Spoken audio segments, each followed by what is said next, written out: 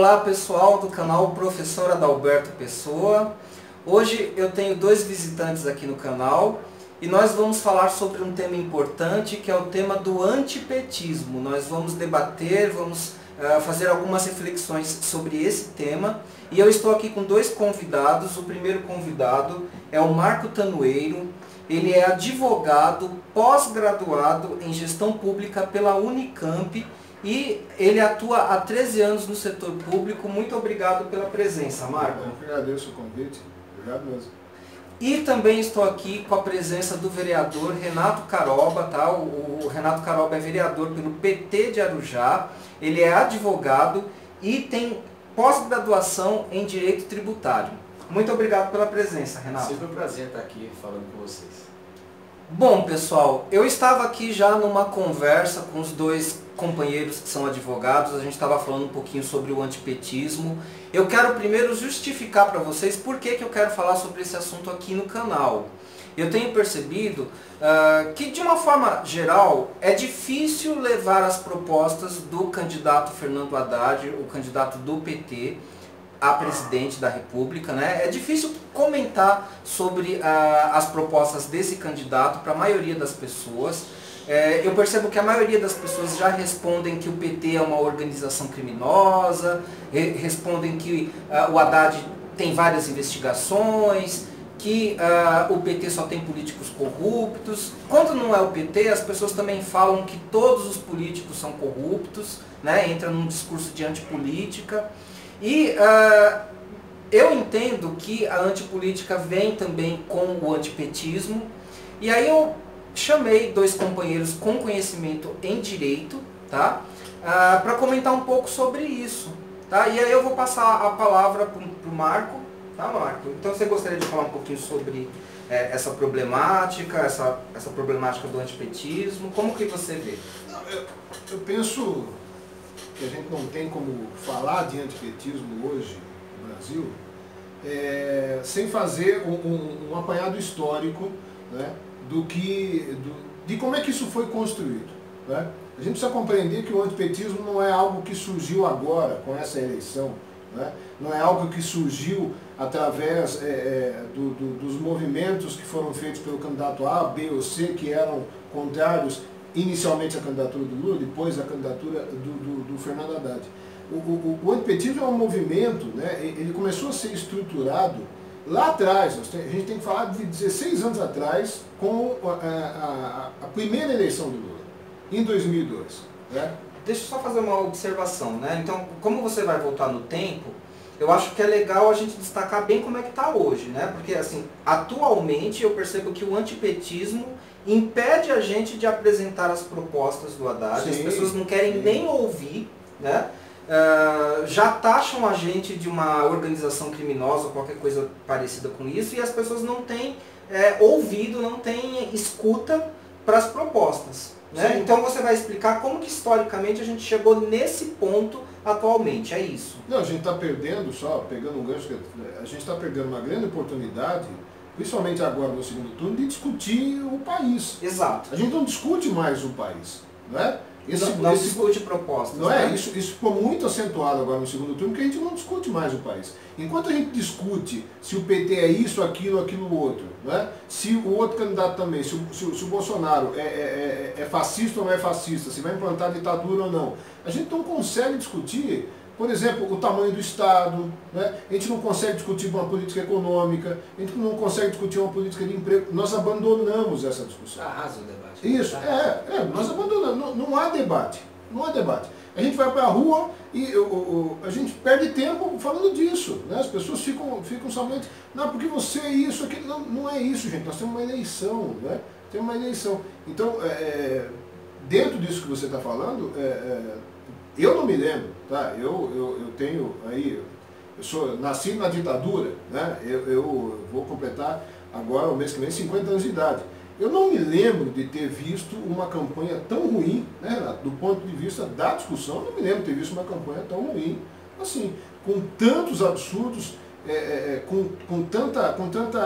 tantos temas que são totalmente fora da política, fora da disputa, Eu não me lembro. E, inclusive eu vou fazer uma observação, porque eu já vi muitas postagens de pessoas falarem que não querem saber de debate mesmo, porque não tem nada para debater com um bandido do PT, por exemplo.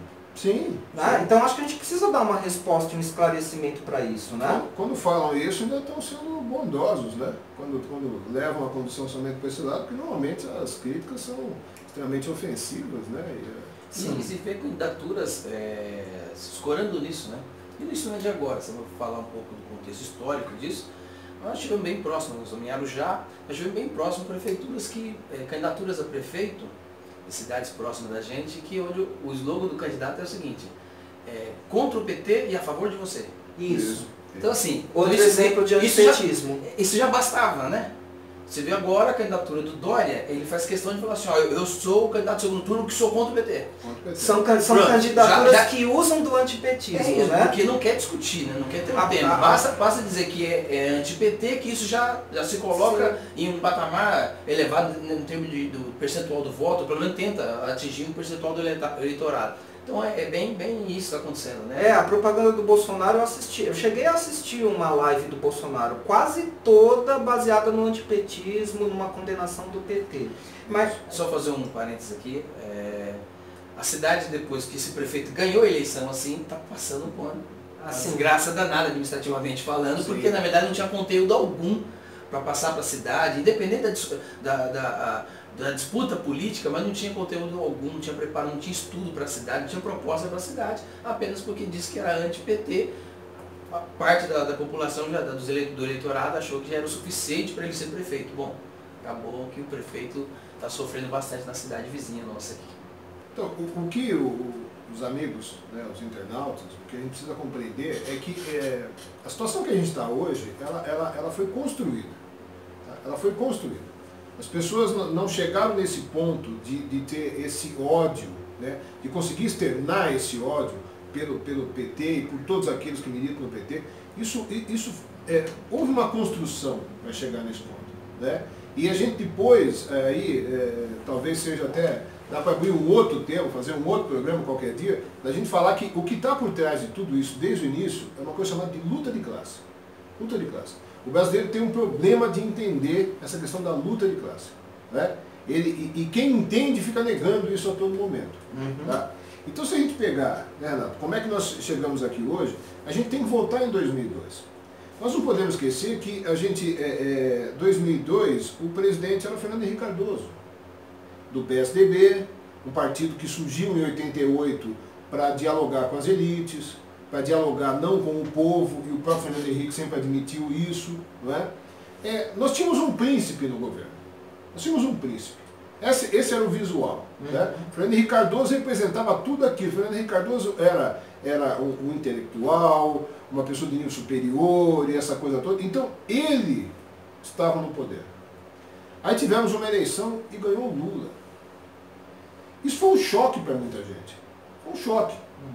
Tanto que a primeira acusação que se fazia é o seguinte: a gente está saindo do Fernando Henrique para ter um analfabeto como presidente da República. É isso que as pessoas falavam. Né?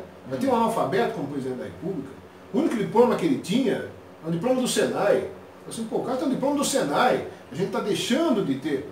Mas acontece o seguinte, o Lula, ele representava outra coisa.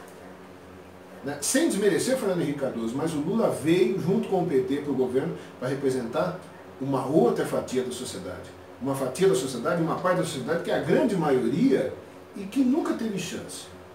Então aí, Adalberto, você começa a construir essa questão do antipetismo como estrutura de sociedade.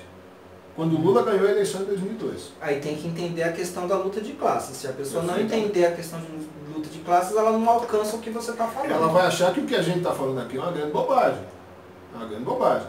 Mas ele foi eleito, naquele momento ele foi eleito, e a partir do momento que ele tomou posse, isso basta que as pessoas puxem pela memória. A gente não tinha talvez tantos canais assim de informação, né? Principalmente com a internet, mas basta que a pessoa puxe pela memória para ela lembrar desse momento. Né? Aí Lula assume, obviamente com todas as dificuldades, mas o país começa a mudar a forma de olhar para a sociedade. No começo ele foi subestimado, mas depois ele foi mostrando o seu trabalho e o seu valor. E aí começam a pensar o seguinte, esse negócio vai ficar sério. Esse cara no governo pode dar certo, esse negócio vai ficar sério. Não é? Aquelas pessoas que achavam que o Fernando Henrique era um modelo de presidente, porque ele era um príncipe, onde já se viu esse cara barbudo, operário, analfabeto, e ele começa a dar certo.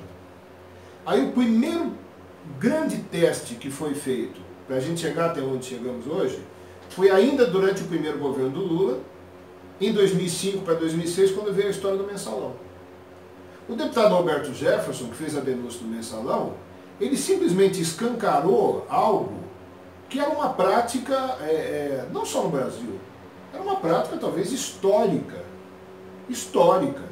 que passou por governo militar, passou por os governos antes da ditadura, passou pelos anos de governo Fernando Henrique Cardoso, mas o deputado Roberto Jefferson resolveu externar aquilo. E isso ganhou esse nome de Mensalão. O que ele externou? Ele externou a negociação que existia no Congresso, né, para que as pautas encaminhadas ao Congresso fossem votadas ou não. Foi isso que ele externou. E convencionou-se chamar isso de crime. Convencionou-se a colocar um ingrediente de criminalidade nessa atitude. E agora, aí eu pergunto, você tem a formação em Direito, né? Tô aqui com dois advogados, eu não chamei eles à toa. Isso é um crime ou não é? Do jeito que o Roberto Jefferson colocou e do jeito que foi analisado, me parece que houve um exagero para criminalizar. Tá, entendi. Tá? Porque a gente precisa compreender que tinha que se escolher um bode expiatório para isso. E o primeiro bode expiatório qual foi? O Partido dos Trabalhadores, que era o partido do presidente da República, quem estava no poder. Até aí, nada mais, não há surpresa. Né? Você vai escolher quem está no poder, não vai escolher o outro, que não está. Dentro do Partido dos Trabalhadores, você precisava escolher alguém. Quem eu vou escolher? Quem tem importância aqui dentro. Então, as duas vítimas escolhidas foi o então ministro-chefe da Casa Civil, o José Dirceu, e o presidente do Partido dos Trabalhadores, o José Genuíno. Os dois foram escolhidos. E aí, foram escolhidos por quem? Naquele momento, para se fazer o processo, foram escolhidos como os mentores disso pelo Ministério Público. Tá. Que é, dentro do processo criminal, é quem tem a responsabilidade de oferecer o que a gente chama de denúncia. É ele que fala, olha, fulano de tal cometeu esse crime assim, assim, assim. E aí você entende que esse Ministério Público já estava atendendo a certos interesses políticos, por exemplo? Eu prefiro não colocar a coisa dessa forma, porque assim como a gente está falando do antipetismo hoje, se a gente fala que Ministério Público, que Judiciário, que naquele momento... Generalizar eu acho muito complicado isso. Muito complicado. Mas as coisas foram se desenvolvendo e... Principalmente porque nós três somos militantes do Partido dos Trabalhadores e a gente... Eu posso falar por mim, né? Pela idade que tenho. Eu militei, né, em 88 e defendi muito a ideia do Ministério Público forte, do Ministério Público como instituição que realmente defende a população. Então, eu não faria essa avaliação, nem essa acusação direta. Mas o Ministério Público tomou uma atitude que foi única no Brasil até hoje. O Ministério Público, para fazer a acusação, para oferecer denúncia, principalmente contra o Zé Dirceu, usou uma teoria chamada de teoria do domínio do fato. Ah, tá. Que é uma teoria criada durante o regime nazista, né? A teoria criada durante o regime nazista, que consiste basicamente no seguinte: você tem uma liderança e tem os liderados. Qualquer atitude praticada pelos liderados é responsabilidade da liderança. Mesmo que ela não saiba, mesmo que ela não tenha dado a ordem, mesmo que ela não tenha comando nenhum sobre aquilo. E aí você culpabiliza aquela liderança. A liderança. Então o que aconteceu? Todo aquele movimento, como o Zé Dirceu era uma liderança do partido e era o ministro-chefe da Casa Civil, então o Ministério Público disse o seguinte: o José Dirceu é quem comandava isso. Não importa. Não importa. O ministro-chefe da Casa Civil é ele que comanda. Ele quem comanda. Mas dentro se ele da sabe ou não, não importa. Não importa. O que importa é que ele comanda. Por que isso foi um balão de ensaio? Porque naquele momento, eu posso afirmar com toda certeza, hoje, pela história, que o alvo principal já era o presidente da República, já era Lula. Mas eu precisava fazer um balão de ensaio, porque essa tese nunca tinha sido utilizada. Não tem ninguém condenado no Brasil Não tem. por essa Não tese, existe, exceto... até hoje. Então, aí você fala que é uma construção. Então eu entendo que se é uma construção, existe uma intencionalidade por trás. Perfeitamente. Né? Perfeitamente. Então vamos continuar. Mas não necessariamente com um viés, não posso dizer criminoso, mas com um viés tendencioso. Tá? Eu não posso dizer que houve um viés tendencioso. Há uma construção, mas você pega determinado ato e você coloca em cima de um agente político usando uma tese jurídica nunca antes usada no país. Até para as pessoas entenderem, né? Porque a gente conversou um pouquinho antes de gravar. Eu tinha comentado que o meu entendimento como leigo, não sou advogado, né? Mas o meu entendimento como leigo é que para uma pessoa ser condenada, eu tenho que ter provas materiais inequívocas apontando, convergindo para a conclusão daquele crime. É assim que eu sempre entendi. Né? Aí quando você fala dessa teoria do domínio do fato, essa teoria não é isso. Não. Ela não é isso. Ela até colide com isso. Sim, porque o que você está dizendo dentro do direito brasileiro, direito penal brasileiro, a gente fala que o direito penal brasileiro é positivo. Isso. O que significa dizer o seguinte, tem prova? Material tem. Não tem prova? Então, por mais que eu possa achar que determinado indivíduo cometeu o crime, eu não posso condená-lo. Né? É assim, não é indiciário, eu não posso condenar. Em alguns países você pode até fazer isso, o Brasil não usa esse sistema. Né? Então, naquele momento, usou-se a teoria do domínio do fato, por quê? Porque não existia prova material nos autos. Tá. E quem disse isso? Não fui eu, não é Renato Calói que está dizendo isso. O ministro do Supremo Tribunal Federal, o órgão máximo judiciário, ao proferir o voto que acabou condenando o José Dirceu, disse o seguinte, é evidente que não há prova nos autos que nos mostre o cometimento do crime por parte do José Dirceu, mas a literatura jurídica me permite condená-lo. Isso além do aconteceu em que clamor ano? Popular. Em que ano foi O isso? julgamento... 2006? Eu lembro, acho que não chegou, o julgamento não chegou a ser... Foi em 2006? Não vou lembrar. Mas mais ou menos por ali, 2006, 2007, por ali. Final do segundo governo. Não, do primeiro. Do primeiro, aliás. Final do primeiro. É que eu não lembro, não, a denúncia sim, eu não lembro se o julgamento se deu... Não, mas esse momento ainda se não estou enganado, foi... Nós podemos até depois confirmar isso. Mas o fato é que o Supremo Tribunal Federal julgou dessa forma. Tá. Por isso que é um julgamento único, que o Supremo naquele momento adotou a teoria do domínio do fato e abandonou o direito processual penal brasileiro. Porque diz o seguinte, não tem provas.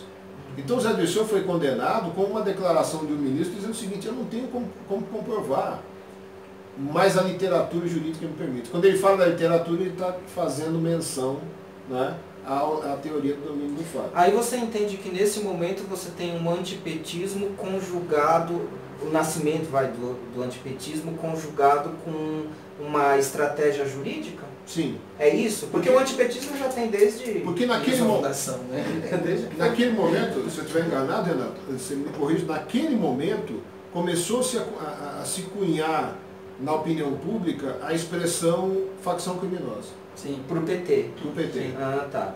Mas porque eu quero frisar isso bem pro pessoal que está nos assistindo. Pode porque falar. alguns votos de ministros naquela época apontavam para isso. Os ministros falavam o seguinte, esse é o maior esquema de corrupção já apresentado e já observado no país, digno de uma facção criminosa.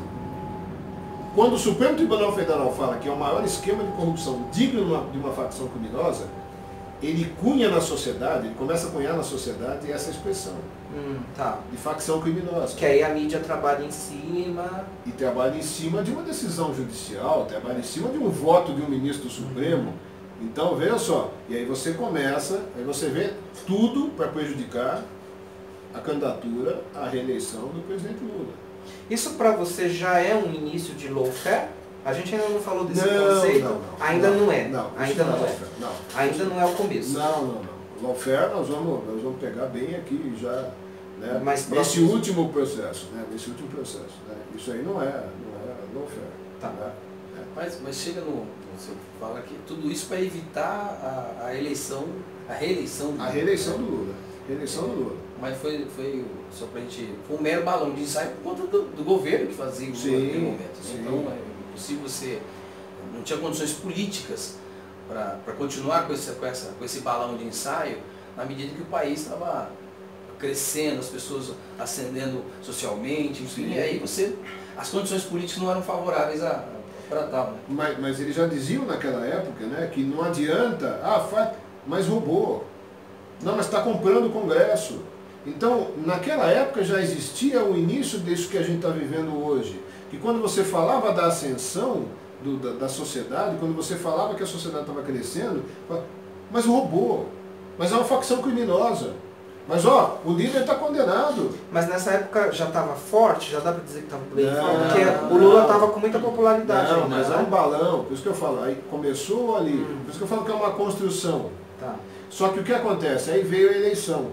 Como o país vinha num crescente, e como principalmente a população mais carente começava a ver, e já havia mudanças muito claras no país, então nada disso colou. O que colava era a história que, o Lula não sabe de nada. O Lula não sabe de nada. Falavam isso, o Lula não sabe de nada. Os caras estão roubando, o Lula não sabe de nada. Isso eu lembro. E não colou. O Lula foi reeleito e aí esse movimento antipetista, ele deu como se ele desse uma adormecida. Porque o país vinha numa onda muito boa. A população vinha numa onda muito boa. A gente tinha um crescimento do emprego, tinha um crescimento do consumo, tinha uma melhora de vida, né, da população mais carente, só que nós estamos falando de luta de classe. Isso adormeceu, mas não acabou. Vamos sincero. Porque aquele barbudo continuava sendo o operário, o analfabeto, e que está criando Bolsa Família, está criando não sei o quê, aquela conversa toda. Isso já existia no final do primeiro mandato do Lula. Não é? O nordestino já era atacado no final do primeiro mandato do Lula por ter dado voto a ele. Mas tá bom, mais um ano, mais 4 anos de poder. A coisa funcionou tão bem, né, que essa dormência não teve jeito. Ela perdurou. Então o Lula fez o segundo mandato, terminou o segundo mandato com quase 90% de aprovação, e essas teses jurídicas mirabolantes, estou seguindo a sua orientação. Peraí. Bom, eu acho legal eu falar o meu entendimento, porque como eu não sou advogado, então eu vou falar o que eu estou entendendo até agora e talvez seja o que as pessoas que estão assistindo também estejam entendendo.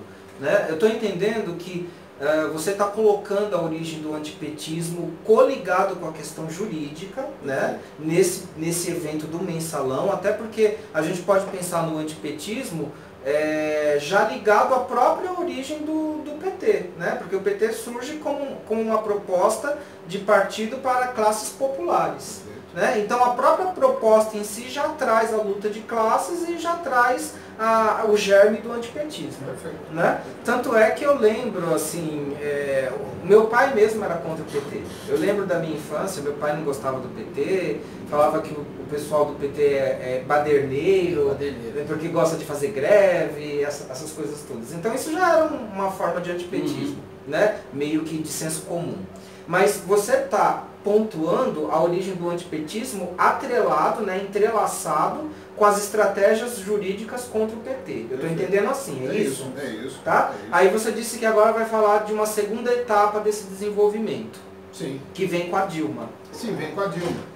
Porque como não funcionou durante os 8 anos do governo Lula, como não funcionou, a tese do mensalão não conseguiu abalar a imagem do governo Lula, então existia por parte dos militantes do Príncipe, que estavam aqui antes, existia por parte deles a possibilidade, né, de, bom, o PT tem 8 anos, tá bom, o Lula está saindo, mas quem é o candidato? Foi a primeira vez, né, que se usou a expressão do poste. Então o candidato é quem? Essa mulher, a Dilma. E aí, a partir do momento que o Lula escolheu a Dilma, que do ponto de vista administrativo estava correto, porque a Dilma assumiu no lugar do Zé Dirceu o cargo de ministra-chefe da Casa Civil, e a Dilma, do ponto de vista administrativo, ela é muito dura, ela não tem, obviamente, o traquejo que o Lula tem, mas do ponto de vista da administração pública, a Dilma é extremamente firme, né? Então a escolha foi correta. E os adversários começaram a perceber nisso uma possibilidade que assim, bom, nós vamos ganhar no voto. Quem é essa mulher aí? Nós vamos ganhar no voto. Então continuou adormecido qualquer tipo de estratégia envolvendo o Poder Judiciário, envolvendo essas outras teses, porque vamos ganhar no voto.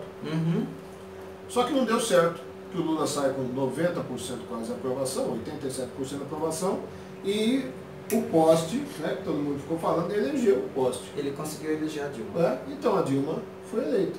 Né?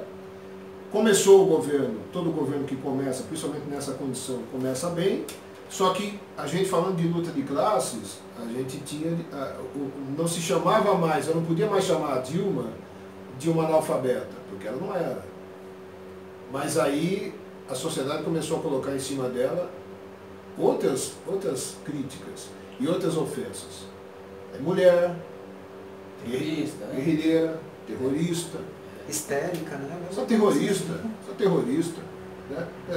Não chegava um analfabeto, aí sai um analfabeto e entra uma terrorista. Né? E essa era a crítica. Mas isso não era suficiente ainda. Como é que a gente ia fazer isso? Aí veio a segunda parte dos testes. Aí a gente teve os movimentos pelos 20 centavos em 2013, que levou, né, a população para a rua. E essa coisa de você construir a imagem do antipetismo, aí ela ganhou um corpo muito forte a partir dos movimentos que foram feitos. Por MBL, vem para a rua, e também a mídia, né? A mídia ela já estava atuando antes de 2013, né? Contra o PT. Antes de 2013. Perfeitamente. É que quando você tem a mídia, principalmente essa grande imprensa, dos jornalões, da televisão, eles não perderam nada com o governo do Lula. Essa grande mídia começou a atuar mais contra Dilma no segundo mandato, não tanto no primeiro, né? Não, eu entendo que no primeiro, nesse já no momento. Primeiro? Nesse momento. 2013, né? Não adiantava nada você fazer aquelas movimentações e você não ter a mídia o tempo inteiro falando daquilo, falando que a população não suporta mais e que a corrupção, porque o PT, porque o crime. Algumas palavras eram jogadas assim todo dia em todos os jornais, né? Impossível de você não criar, né, no consciente, no inconsciente coletivo, mesmo que a pessoa fosse, que tivesse vivido bem durante a gestão petista, ela começava a pensar o seguinte: bom, eu vivi bem, mas eles são tudo isso mesmo. E aí você via aquelas multidões, né? E aquilo ganhou um corpo. Além da questão da luta de classes, você acha que já entra aí também nesse momento, nesse segundo momento que você está descrevendo, questões de ordem geopolítica? Interferências, por exemplo, do imperialismo norte-americano ou alguma coisa nessa linha? Ou você acha que ainda não é? Não, quando você coloca aquelas movimentações e quando você coloca os chamados black blocs no meio dos manifestantes, você coloca elementos, sim, utilizados no Brasil durante a época da ditadura, que é hoje a gente tem inúmeros atentados, né, que tinham sido atribuídos à esquerda antes da ditadura, que hoje já está comprovado que foi a direita que fez para fazer com que o movimento tivesse validade. Né? Naquele momento, vários colegas nossos que iam nas manifestações, né, para ver como é que a manifestação se dava, eles falavam que o pessoal chegava, né, encapuzado, o que é proibido por lei, né, tirava aquelas coisas e vinham para promover a destruição. E aí a imprensa falava o seguinte: olha, esses são baderneiros. A movimentação estava pacífica pelo povo, aí chegam os baderneiros da esquerda. Então, mas a minha questão é uma coisa mais ou menos assim.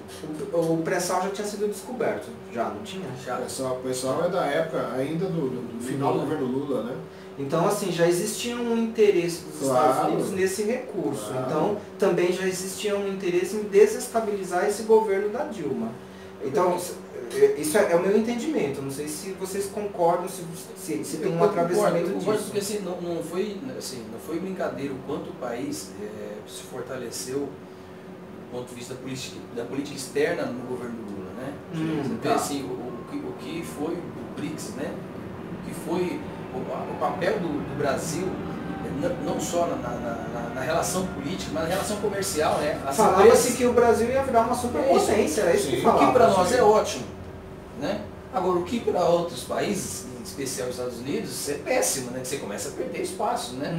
E você vê que empresas brasileiras começaram a disputar comércio com concorrentes americanos e outras empresas estrangeiras. Então, assim, você percebe que essa ascensão do país, ela fere interesses de outros países. E fora do país, então, empresas brasileiras estavam indo fora do país, né? A empresa brasileira estava indo fora, concorrendo lá no território estrangeiro e ganhando serviços, produções, enfim, obras.